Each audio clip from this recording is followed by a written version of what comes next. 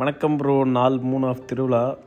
ஒரு வாரம் வீடியோ போடல. காரணம் அண்ணன் சென்னை ஒரே வேலை தேடுதல் விஷயமா ஒரு 1 வீக் பெண்டு நிம்முறது. என் தாய் குலமும் வீட்டில் இல்லாமல் ரொம்ப கஷ்டமாக இருக்குது எல்லா வேலையும் சேர்த்து பண்ணுறது. அதனால் கொஞ்சம் மன்னிச்சு கொள்ளுங்கள். இது சம்பவ திருவிழா. அப்படி இப்படி ரெடியாகி கோயில் ஃபுல்லாக பல பூவாக தொங்குது.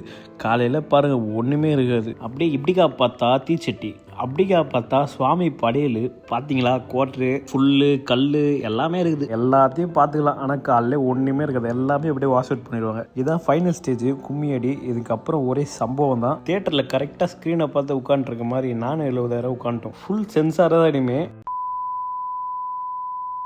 சுமார் ஒரு 8 ஆடு கிட்ட காலி ஆயிடுச்சு. அவ்வளோதான். இனிமேல் ஒரே கண்டம் ஸ்டைல் டான்ஸ் தான். Celebration mood start. நான் சொன்னல ப்ரோ, நைட் எல்லாம் பாருங்கள் பூவெல்லாம் பிச்சு தூக்கி அடைச்சவனுங்க ஆரம்பிச்சிட்டானுங்க. ஃபுல் சேஸ் டைமே. அதுவும் நம்ம 70,000 பார்த்தீங்களா இவ்வளோ குஷியாக இருக்காருன்னு. கொஞ்ச நேரத்துக்கு முன்னாடி மேலே ஃபுல்லாக பூவாக தொங்கிட்டு இருக்குது. இப்போ பார்த்தீங்கன்னா வெறும் கயிறாக தொங்கிட்டு இருக்கு. அதுவும் இப்போ என் கையில் பூ கொடுத்துட்டு போகிறார்ல, அது நம்ம மாம்ஸ் தான். இவர் பண்ணுற அலப்புற இருக்கு. ஐயோ, நம்ம அந்த செலப்ரேஷனில் அப்படியே தட்டி விட்டு கொஞ்சம் சோகமாக இருக்கலாம்னு சொல்லிட்டு ஆட்டை குறிக்கிறது அப்படியே படத்தில் வேடிக்கை பார்க்குற மாதிரி பார்த்துட்டு இருந்தேன் ப்ரோ.